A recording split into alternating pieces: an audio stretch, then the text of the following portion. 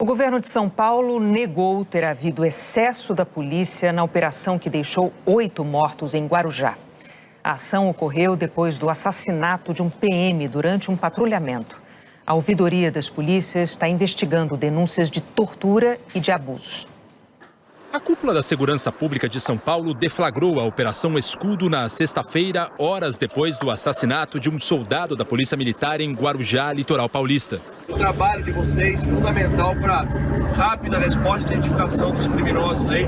Vamos para cima, até pegar todos. Patrick Bastos Reis, de 30 anos, trabalhava na Rota, uma unidade de elite da PM. Era casado e deixa um filho de 2 anos. Patrick fazia patrulhamento numa comunidade na quinta-feira à noite e morreu ao ser atingido por um tiro no ombro que atravessou o peito. Outro PM que estava ao lado dele também foi baleado, mas sem gravidade. Segundo a polícia, este é o homem que atirou nos PMs da Rota.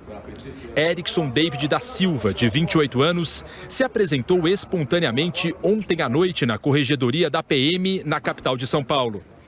Hoje, o secretário da Segurança Pública, Guilherme Derrite, disse que Erickson se entregou depois de ser identificado por pessoas que estavam ao lado dele no momento dos disparos. Como nós sabemos que ele foi o autor dos disparos? Por provas testemunhais dos outros indivíduos presos. O indivíduo se entregou na presença do seu defensor para o serviço de inteligência da Polícia Militar na data de ontem. Ainda ontem à noite, o advogado disse que Erickson nega a participação no crime. Ele alega e atesta que não participou do evento morte, né? Que no momento em que da fatalidade ao policial do primeiro de choque, ele estava comprando, ele faz uso de entorpecentes, então ele estava fazendo uma compra quando ele ouviu um estardalhaço de tiros e naquele temor, naquele pavor, ele acabou que ele fugiu. O governo paulista disse que a operação para localizar e prender outros suspeitos de envolvimento na morte do policial da Rota vai continuar por pelo menos 30 dias. No fim de semana, segundo a Secretaria da Segurança Pública, 8 pessoas morreram em confronto com a PM. A ouvidoria das polícias de São Paulo investiga denúncias de tortura durante essas ações. São muitas mortes e muitos gritos de socorro. Então, algum nível de violação deve ter, porque senão não teriam tantas pessoas reclamando da forma como a ação está sendo desempenhada naquele lugar. Um inquérito policial vai apurar em que circunstâncias as pessoas morreram. Metade delas não tinha antecedentes criminais. O governador Tarcísio de Freitas disse que a polícia não cometeu excessos e que apenas reagiu. A partir do momento que a polícia é hostilizada, a partir do momento que há o confronto, a partir do momento que a autoridade policial não é respeitada, infelizmente há o confronto. A gente não quer o confronto, não deseja o confronto de jeito nenhum. Tanto é que nós tivemos 10 prisões. Aqueles que resolveram se entregar à polícia foram presos, foram apresentados à justiça.